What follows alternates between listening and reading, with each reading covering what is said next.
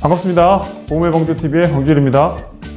오늘 이 시간에는 DGB 그랑에이지의 또 다른 활용편에 대해서 안내를 드리도록 하겠습니다.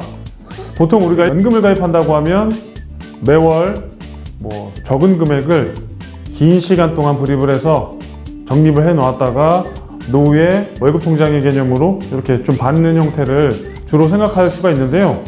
DGB의 그랑에이지라는 상품은 일시납연금, 즉시연금이라도 불리는 한 방에 목돈을 불입하는 이런 형태로도 준비가 가능한 상품이거든요. 오늘은 일시납연금에 대한 첫 번째 시간이니까 개념과 종류에 대해서도 좀 알아보고 일시납연금 상품 중에서 원픽으로 불려지는 이 상품의 스펙이 어느 정도 되는지 그것도 좀 가볍게 알아보는 시간 갖도록 하겠습니다. 그리고 마지막으로는 이 상품에서 제시하는 평생 연금액도 확인 한번 해봐야 되겠죠? 이게 가장 관심 분야 아니겠습니까, 사실? 바로 한번 시작해 보도록 하겠습니다. 자, 일시납연금의 개념은 너무나도 간단하죠? 어려운 미사하고 다 빼고 간단하게 목돈 한 방에 내고 종신토록 연금 받자, 이 개념 말고 다른 개념이 뭐가 있겠어요? 일시납연금에 목돈을 한 번에 넣은 다음에 장기 저축하려고 계획을 하시거나 목돈 이외의 목적으로 목적 자금을 만든다거나 그런 것들은 일시납연금과는 어울리지 않아요. 일시납연금은 오로지 이 목적 하나로 준비하는 상품이거든요. 이 목적, 종신토록 연금을 받자, 목돈을 받자가 아니라 연금을 받자. 자, 일시납연금 가입할 수 있는 세 가지 상품이 금융권에서는 다음과 같습니다. 금리형 일반연금의 형태로도 가입이 가능하고요, 투자형 변액연금의 형태로도 가입이 가능하고, 제가 오늘 소개해드릴 최저보증형 연금으로도 가입이 가능한데요. 금리형이나 투자형 변액연금으로 일시납연금을 준비하시는 케이스는 요즘에는 거의 없다라고 보셔야 돼요. 왜냐하면 금리형 같은 경우에는 금리가 어느 정도 형성이 돼 있을 때 일시납을 예치해 놨다가 특정 나이 때 연금을 받으면 너무나도 좋은데, 금리가 지금 좀 많이 상황이 안 좋습니다. 그마저도 시간이 지날수록 더더욱 낮아질 걸로 예상을 하고 있는 상태에서 금리형 일반 연금에서 제시하는 최저 보증이 몇 프로냐에 관심사가 쏠릴 정도로 점점 금리는 낮아지고 있는 상황이기 때문에 금리형 일반 연금으로 일시납을 가입하는 케이스는 정말 희박합니다. 투자형 변액연금도 마찬가지예요. 투자 수익률에 대한 기대감이 과거와는 다르게 점점 낮아지면서 연금을 준비하시는 분 입장에서는 변화 가능성에 대한 막연한 두려움이라는 게 존재하더라는 거죠. 그런 상황에서 일시납연금의 관심도는 최저보증형 일시납연금에 쏠리게 될 수밖에 없었습니다. 그 중에 가장 대표적인 상품이 DGB의 그랑에이지 변액연금을 일시납으로 준비하는 방법. 월납으로 불입하는 방법과 스펙적으로는 크게 차이가 없습니다. 단리 5%를 최저 보증하죠. 개념적으로 한 가지 정도만 예시를 들어서 정리 한번 해볼까요? 1억 원을 일시납으로 예치를 해놨는데 1년이 지나면 5%인 500만 원이 이자로 쌓이게 되는 구조죠. 2년 지나면 500만 원을 한 번 더 드리고 5년이 지나면 500만 원을 5번 드리고. 개념적으로 이해되시죠? 만약에 10년 지나면 어떻게 되겠어요? 500만 원을 10번 드린다. 20년이 지나면 500만 원을 20번 드리기 때문에 1억 원의 연금 재원이 이자 1억 원을 포함해서 2억 원이 되더라. 그러한 구조가 단위 5%를 최저로 보증하는 구조라고 할 수가 있겠습니다. 평생 연금 지급률이나 장기 유지 가산율이라고 하는 전문 용어를 이 상품에서도 안 쓸 수는 없는데, 조금 특이한 거는 일시납으로 가입을 하게 되면 장기 유지 가산율 적용이 되지 않습니다.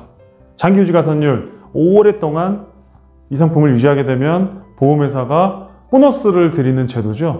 20년 지나면 10%, 30년 지나면 20%, 40년 이상 지나면 최대 30%의 유지 보너스를 드리는 제도는 일시납으로 준비하셨을 때에는 해당 사항이 없더라. 적립형과 마찬가지로 중도 해지 시에는 원금 손실의 가능성이 있습니다. 그렇기 때문에 이렇게 일시납연금을 준비하고 중간에 목적 자금으로 찾아 쓰시거나 단순히 단리 5%를 보증하는 저축보험인 건 줄 알고 오해하고 준비하게 되시면 큰 코 다칠 수 있습니다. 오로지 얘예요, 얘. 종신토록 연금 받는 플랜. 그 외에는 어떠한 목적에도 타당하지 않고요. 반대로 그러한 목적으로 준비하는 상품 중에는 굉장히 값어치 있는 상품입니다. 다음 장에 제가 금리형 상품과 비교를 한번 해보도록 하겠습니다. 왜 DGB가 원픽이냐? 그렇게 많은 상품들 중에서 그 이유는 두 가지예요. 연금액이 가장 높고 보증하는 연금액이 제일 높다. 이 두 가지 말고 일시납연금을 준비하는 타당한 이유가 있습니까? 없겠죠? 예시를 한번 들어보도록 하겠습니다. 45세 남성이 1억 원이라는 금액을 일시납으로 예치를 하고 65세 때부터 연금을 지급받도록 가정을 해보겠습니다. 금리형 연금, 여기서 말씀드리는 이 금리형은 S사입니다. S사. 우리나라에서 가장 큰 S사. 현재 금리 2.37%가 적용되면 연금액이 이렇습니다. 연간 622만 원. 월로 환산하면 51만 8천 원 나오죠. 그런데 이 금리는 확정금리가 아니죠. 요거는 변동금리다. 그래서 이 상품이 제시하는 최저보증금리로 적용을 하게 되면 최저보증금리가 0.5%네요. 연간 연금액은 340만 원으로 낮아집니다. 월로 환산하면 28만 3천 원을 지급받게 되니까 글쎄요, 제가 봤을 때에는 1억 원의 목돈을 일시납으로 예치하고 이 금액을 받기 위해서 연금을 가입하시려고 하는 분들은 한 분도 안 계실 것 같습니다. 저라도 이 금액 있으면 이렇게 가입 안 합니다. 은행에 넣어놓고 그냥 제 돈 찾았으면 되잖아요. 그게 최고죠. 단리 5%를 보증하는 DGB도 한번 확인해 보도록 할게요. 확정이죠. 얘는 확정적으로 지급받는데 연간 859만 원, 월로 나누면 71만 6천 원을 65세 때부터 종신토록 사망하실 때까지, 죽을 때까지 확정적으로 지급받는 상품이다. 지금 DGB에서는 확정적으로 지급되는 반면에 금리형 상품에 현 금리가 적용됐을 때에도 51만 8천 원, 최저보증을 적용했을 때 28만 3천 원이기 때문에 금액 차이가 그냥 적당히 나는 수준이 아닙니다. 이 내용을 보고 나서도 난 그래도 우리나라 인류 기업인 S사가 최고야 라고 선택을 하신다면 잘못된 선택하시는 거예요. 이거는 누가 봐도 바보가 아니면 둘 중에 하나를 선택한다라고 하면 얘를 선택하는 게 상식선에서 맞는 겁니다. 자, 두 번째, 보증연금액이 가장 높다. 요거는 무슨 뜻일까요? S사의 금리형 보증을 25년으로 가정을 했습니다.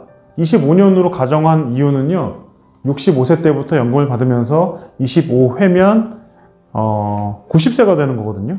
25년이니까 25년 동안 보증을 한다는 가정으로 제가 설계를 해봤는데, 그렇게 가정했을 때에는 현재 금리 됐을 때 1억 5,500을 연금액으로 보증을 해줍니다.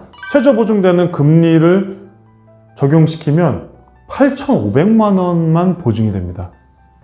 제 돈으로 1억을 맡겼는데 보증연금액이 8,500이다. 이런 허무맹랑한 상품이 어디 있겠어요.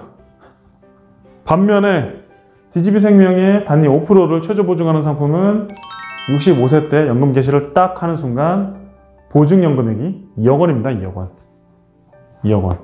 이게 무슨 뜻이냐면요, 이 금액들을 다 받기 이전에 사망을 하게 되면 남는 차액을 유족에게 지급해드리겠다는 뜻인데요, 아무리 큰 회사라 하더라도 보증연금액이 이 정도 수준이면 이거는 어떻게들 생각하세요? 제가 볼 때는 이쪽은 배제를 그냥 아예 처음부터 하시고 이쪽만 확인을 하셔도 될 것 같습니다. 다음 장 보실게요. 평생 연금액에 대해서 알아보도록 하겠습니다.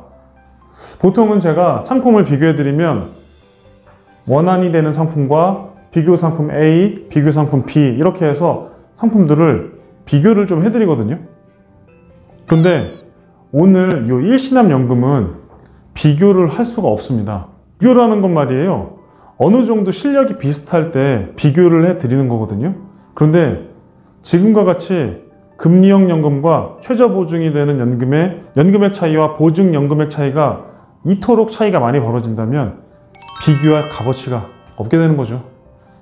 그래서 오늘은 DGB 그랑에이지를 일시납으로 가입했을 때만 안내를 드리도록 하겠습니다. 자, 단위 5%를 최저로 보증해서 매월 71만 6천 원을 확정적으로 지급받는 상품입니다. 1년간 딱 받으면 66세 때 859만 원을 실제로 수령을 하게 되시고요. 쭉 받게 되십니다. 매월. 그러다가 77세까지 딱 받으시면 원금이 되는 1억 원을 회수하실 수가 있습니다. 77세 이후부터는 이자를 받으시는 거죠. 연금액으로. 언제까지 받으시냐? 종신토록 쭉 받으시는데 보증연금액이라고 하는 금액이 2억 원이었어요. 2억 원. 그러면 이 친구 같은 경우에는 89세가 됐을 때 2억 원을 넘어서는 연금액을 받게 되신 겁니다. 즉 89세 이전에 혹시 연금을 지급받다가 사망을 하게 됐을 경우에는 보증연금액 2억 원에서 그간 받았던 금액을 차감한 남은 금액을 법정상속인이나 유족에게 드리게 되는 거고, 89세까지 생존해 계시다가 연금을 쭉 받습니다. 그러다가 그 이후에 사망을 하게 되시면 보증연금액을 넘어서는 금액으로 연금액이 지급이 됐기 때문에 더 이상 사망보험금이 지급이 되지 않죠. 보증금액을 넘어섰으니까 쭉 받게 되셔서 95세에 사망하게 되시면은 누정연금에 2억 5,790만 원까지만 수령을 하고 이제 이 상품은 종결이 되게 되시는 겁니다. 100세까지 생존해 계시면 3억 원이 넘는 연금액을 받으시네요. 1억 원을 일시납으로 불입했던 연금보험의 가장 연금액을 많이 제시하는 상품은 이렇게 진행이 되는데, 이 상품에는 다양한 기능도 있지만 고객에게 알려지지 않은 은밀한 비밀도 있는 상품입니다. 그 은밀한 비밀은 제가 시간이 지나면서 차차 파헤쳐 드리도록 하겠습니다. 이거 일시납 저희가 상식적으로 생각을 해보세요. 돈을 나눠서 쭉 내시는 것보다 목돈을 한 방에 탁 내시는 게 아무래도 연금액이 많아야 되잖아요. 그런데 그 아무래도 많아야 되는 우리의 상식선의 그런 생각에서 벗어나는 플랜이 나타날 수도 있거든요. 그 내용은 제가 다음 시간에 구체적으로 소개해 드리도록 하겠습니다. 오늘 영상 도움되셨으면 주변에 많은 분들께 공유를 부탁드리도록 하겠고요. 다음 시간에는 더 유익한 정보로 찾아뵙도록 하겠습니다. 감사합니다.